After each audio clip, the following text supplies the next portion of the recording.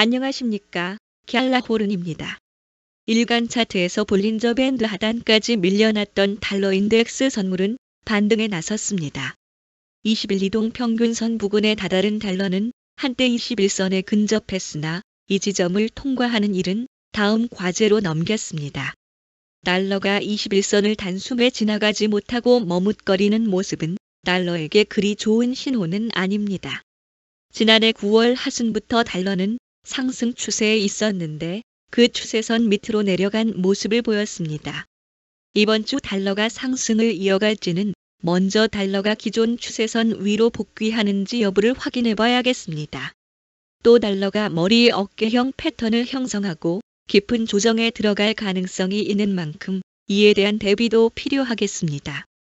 4시간 차트에서 120일 지수 이동 평균선은 저항선으로 작용할지 여부가 관심사항이었는데 일단 달러는 120일 지수 이동 평균선을 넘어서며 볼린저 밴드 상단을 따라 움직이고 있습니다.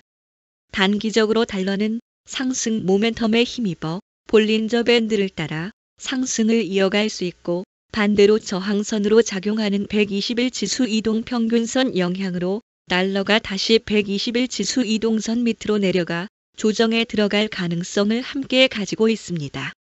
달러가 상승세를 타더라도 109대에 진입하는 데는 다소 시간이 걸릴 것으로 보입니다.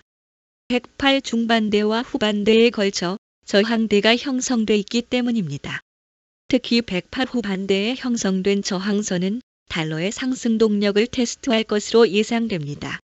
최근 몇 달 동안 외환 시장은 미 연방준비제도 의장 제롬 파월보다는 도널드 트럼프 미국 대통령의 입을 더 주시하는 모습입니다. 이에 대한 방증으로 갤라호른에서 올리는 보고서의 첫 화면을 들 수 있는데 얼마 전부터 보고서의 첫 화면은 제롬 파월과 같은 금융계 인사가 아닌 도널드 트럼프 미국 대통령이 차지하고 있습니다. 달러 역시 트럼프 미국 대통령의 관세 정책 관련 보도와 백악관의 공식 입장에 따라 널뛰는 모습을 보이고 있습니다. 달러의 가치를 보여주는 달러 인덱스는 108을 소폭 웃돌다가 트럼프 대통령이 관세 부과를 3월 1일로 한 달 연기할 수 있다는 소식이 전해지자 한때 107.78까지 밀려났습니다. 하지만 이에 대해 백악관이 부인하자 달러 인덱스는 다시 108 중반까지 올라갔습니다. 트럼프 행정부는 4일부터 멕시코와 캐나다에 25%의 관세, 중국에 10%의 추가 관세를 부과할 예정입니다. 트럼프 대통령은 오는 18일까지 석유와 천연가스에 관세를 매길 것이라고 밝혔고 반도체 칩도 부과 대상입니다. 미국 상무부가 발표한 지난해 12월 헤드라인 PCE는 전달보다 0.3%, 근원 PCE는 0.2% 상승한 것으로 나타났습니다. 시카고 PMI는 지난달 발표치 36.9보다 상승한 39.5를 기록했지만 시장 예상치 40.3에는 미치지 못했습니다. 현재는 트럼프 행정부의 관세 정책이 초미의 관심사라서 주요 경제 지표는 시장에 큰 영향을 주지 못한 것으로 전해지고 있습니다.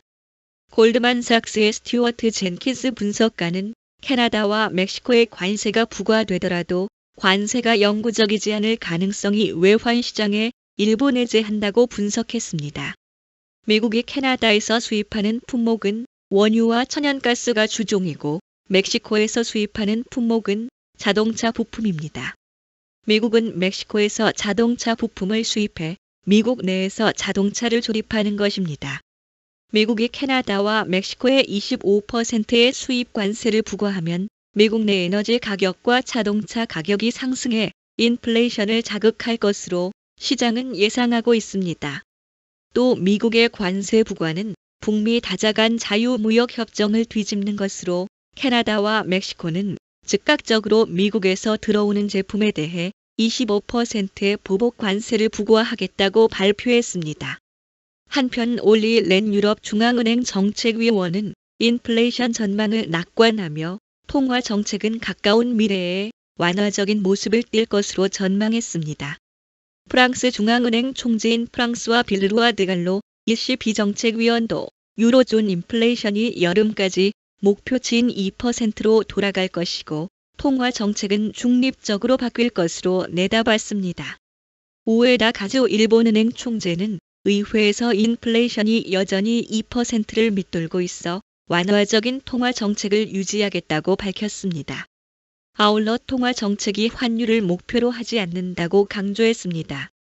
시카고 상품 거래소 패드워치에 따르면 연방기금 금리 선물 시장은 오는 3월 연준이 기준금리를 동결할 가능성을 82%로 보고 있습니다. 지난주 연준은 트럼프 2기 행정부 들어 처음 개최한 FOMC 회의에서 기준금리를 동결한 바 있습니다.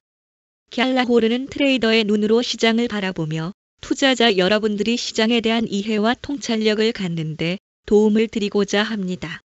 갤라호른에서 제공하는 보고서는 참고용으로만 활용해 주실 것을 말씀드리며 투자에 대한 책임은 전적으로 투자자 자신에게 있다는 점을 유념하시기 바랍니다. 도움이 되셨다면 구독과 좋아요 부탁드리겠습니다. 지금까지 갤라호른이었습니다. 감사합니다.